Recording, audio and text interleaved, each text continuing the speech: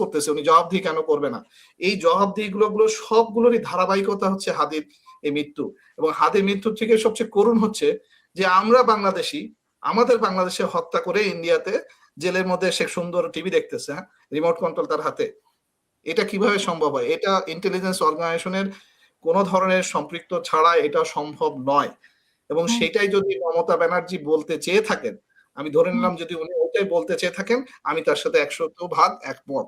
কারণ উনি এটা হওয়ার সম্ভাবনা 100%। কারণ পায়ে হেঁটে হেঁটে খুব সুন্দর করে সুন্দর ড্রেস পরে আপনি কোনো মানে পদায়ন করে চলে গেলেন ইন্ডিয়াতে, এবং ওখানে যে দিব্যি বসে আছেন, আপনাকে মানে মানে এত বছর ধরে তার কোনো জিজ্ঞাসাবাদ হবে না, তাকে কোনো রকমের এই হাদির মতো একটা কি পার্সনকে যে হত্যা করা হয়েছে সেটার ব্যাপারে বাংলাদেশে তাকে ফেরত আনা হবে না।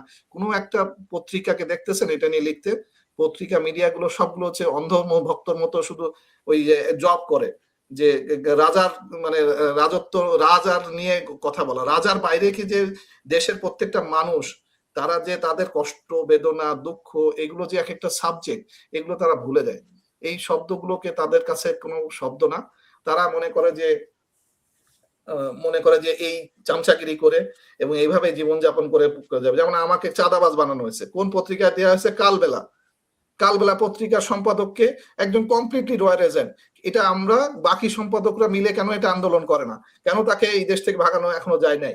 কেন তাকে রেখে দেওয়া হবে? তাহলে তো এই হাদির মতো হত্যা আরো হবে। আমরা সবাই আসলে কিন্তু মরতে মরতে একদিন পিঠ থেকে যাবে। আমি আমি আপনার কাছে মানে আপনি তো বলেছেন, আপনার কাছে আমি শুনতে চাই যে এখানে মমতা বলেন, ইনকিলাব মঞ্চ বলেন, বা আপনি বা আমরা যারা আলোচনা করছি, আমরা তো দীর্ঘ আলোচনা করেছি হাদি মারা যাওয়ার পরে। আমরা বেশ কয়েকটি টকশো করেছি এটা নিয়ে, জানার চেষ্টা করেছি। আপনি অনেকগুলো তথ্য দিয়েছেন, তার সাথে মমতা বন্দ্যোপাধ্যায়ের তথ্যগুলোর মিল আছে, তারপরে ইনকিলাব মঞ্চ যেটা বলছে সেটারও মিল আছে। কিন্তু সবকিছু মিলিয়ে যদি আমরা দেখি তাহলে এখানে ভারত, বিএনপি, জামাত, গোয়েন্দা সংস্থা এবং হচ্ছে যে অন্তর্বর্তীকালীন সরকার, এইগুলা মানে এগুলা সংমিশ্রণ আছে। কিন্তু এই সবকিছু সংমিশ্রণ কিভাবে হয়? মানে সবকিছুর সংমিশ্রণে কিভাবে একটা হত্যাকাণ্ড হয়?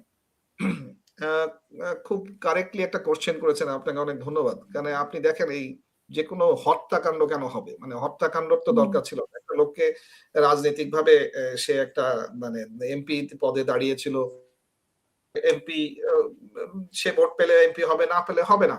কিন্তু তাকে হত্যা কেন করতে হলো? হত্যা হচ্ছে বেসিক্যালি একটা মানুষের জাগরণ, এবং সেই জাগরণটা যদি কাউকে চ্যালেঞ্জ করে এবং সেটা হয় কোনো পাওয়ারের সোর্স, পাওয়ার সোর্স, তাহলে হাদি যখন পাওয়ার সোর্স হয়ে দাঁড়াচ্ছে এবং সম পরিমাণ পাওয়ারে হয়ে যাচ্ছে, যেমন আজকে যেমন হাসনাত আব্দুল্লাহ বা মানে একটা কণ্ঠ, মানে সে মানে তার সংসদ ভবনে তার কণ্ঠ শোনার জন্য মানুষজন উদ্গ্রীব হয়ে বসে থাকে, যে সে অ্যাটলিস্ট একটা ব্যক্তি যে অ্যাটলিস্ট নীতিগত ভাবে মানুষের কথা বলে, মানুষের জন্য সে তার এলাকার, সে হয়তো বা অল্প একটা এলাকা নিয়ে আছে, একটা আসন নিয়ে আছে, তারপরে ওই একটা এলাকায় আমাদের জন্য একটা আইডিয়াল মডেল হিসেবে রয়ে গেছে। ঠিক সেরকম হাদি ছিল একটা কণ্ঠ, সেইটা কাকে চ্যালেঞ্জ করছে? পাওয়ারকে। এখন এই পাওয়ারের মধ্যেই হচ্ছে সবচেয়ে বড় সমস্যা। আর এই পাওয়ারের পিছনে আমি আপনার অনেকগুলো টক শোতে বলেছিলাম, প্রত্যেকটা পাওয়ারের পিছনে একটা সিন্ডিকেট কাজ করে, এবং এই সিন্ডিকেট গুলোকে নার্চার করে হচ্ছে ইন্ডিয়ার রয়ের একটা এজেন্সি। কেন? কারণ তাদের ওই পাওয়ার সোর্সটা দরকার হয়। কারণ ইন্ডিয়ার যে তাবেদারিটা বাংলাদেশের মধ্যে, যে আমাদের দেশকে যে আরেকটা অঙ্গরাজ্যের মতো করে কন্ট্রোল করা, বিলিয়ন ডলার টাকা পয়সা যে ওই দেশ থেকে চোষণ করে নিয়ে যাওয়া। এবং ধরেন সে আপনি একটা উদাহরণ দিই, আমাদের দেশের সবচেয়ে সেন্সিটিভ অর্থনৈতিক জায়গা কোনটা হতে পারে? সেটা বাংলাদেশ ব্যাংক। বাংলাদেশ ব্যাংকের ডাইরেক্টর থেকে শুরু করে সবকিছুতে কোন রকমের কথাবার্তা ছাড়াই সকল ইন্ডিয়া রয়্যাল এজেন্টে বসানো ছিল। তাহলে ওইখান থেকে টাকার সোর্সটা ঠিক সেরকম যদি মানে আমাদের ডিজিএফআই, যেটা হচ্ছে সবচেয়ে বড় ইন্টেলিজেন্স অর্গানাইজেশন, এখানে যে সকল অফিসারকে পোস্টিং করা হয়, তাদেরকে কে পোস্টিং করে দেয়? দেয় হচ্ছে তারেক সিদ্দিকী। তারেক সিদ্দিকী কে? তারেক সিদ্দিকী হচ্ছে কমপ্লিটলি একটা এজেন্ট।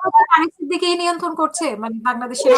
আমি আপনাকে বহুবার বলেছি যে এই তারেক সিদ্দিকী 5ই আগস্ট থেকে 8ই আগস্ট বসে বসে ঠিক করে দিয়েছে যে এই দেশের কে কে কোন পদে কোন জায়গায় বসবে, কে মানে ওই গভর্নমেন্টের উপদেষ্টা হবে।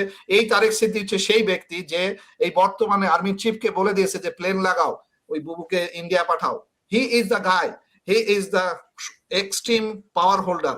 এবং এখনো পর্যন্ত উনি বাংলাদেশের যে নিরাপত্তা উপদেষ্টাকে বসিয়েছেন, ওই ব্যক্তি কে? এই ব্যক্তি হচ্ছে সেই তারেক সিদ্দিকীরই ডান হাত।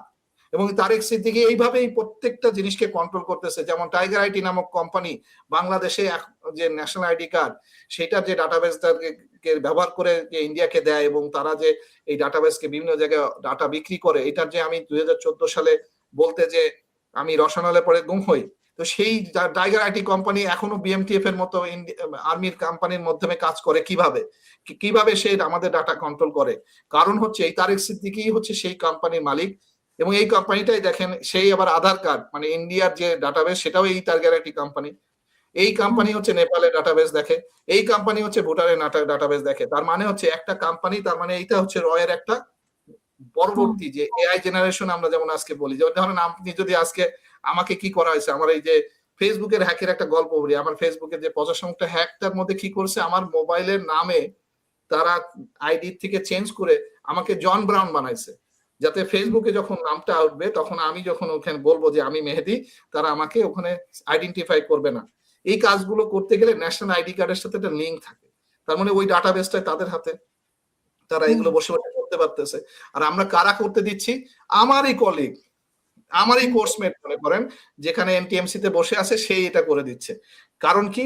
ওই যে তাবেদারি, পাওয়ারের কাছে তাবেদারি। তো এখন হচ্ছে এই যে আপনি যে কথাটা বলতেছেন কেন করে, কেন হাদিকে মারবে একটা ওই কারণে, কারণ কেউ ওই পাওয়ারটাকে নিতে পারে না।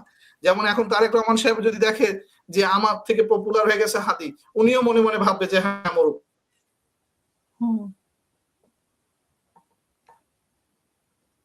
সে ক্ষমতার একটা লোভের থেকে আসতেছে।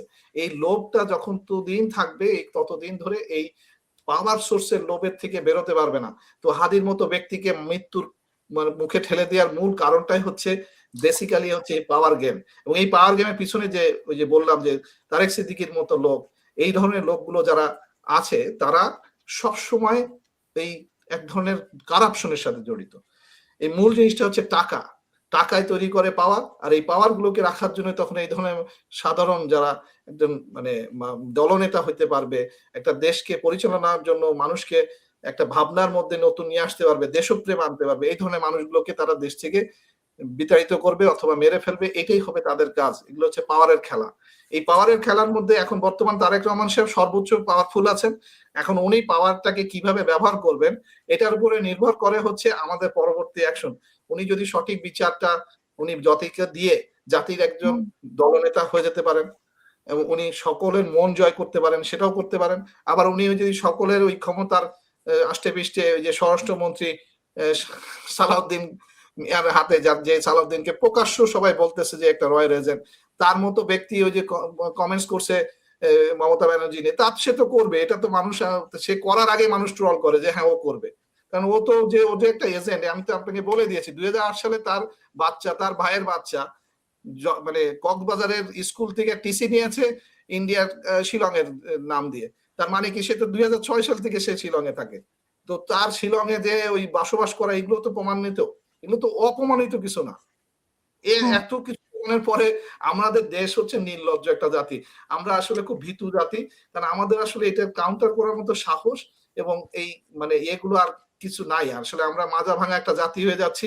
যতদিন ধরে এই ধরনের বিচার বহির্ভূত হত্যা হবে, যতদিন ধরে এগুলোর বিচার হবে না, ততদিন ধরে একটা জাতি নৃশংস হতে থাকবে। এবং ওই জাতিকে ইন্ডিয়ার মতো একটা জাতি, যে মোদি, যিনি মানে এপস্টিনের ফাইলেতে প্রকাশ্যই বলেছে যে সে আমেরিকার প্রেসিডেন্টকে মনোরঞ্জনের জন্য নাচতে পারে। তো যে দেশের প্রধানমন্ত্রী আরেক দেশের প্রধানমন্ত্রীকে মনোরঞ্জনের জন্য নাচতে পারে, তো সেই দেশের কাছে আমরা বাধা থাকবো, তাহলে আমরাও আসলে মাজা ভাঙা একটা নির্লজ্জ দুর্বল জাতি।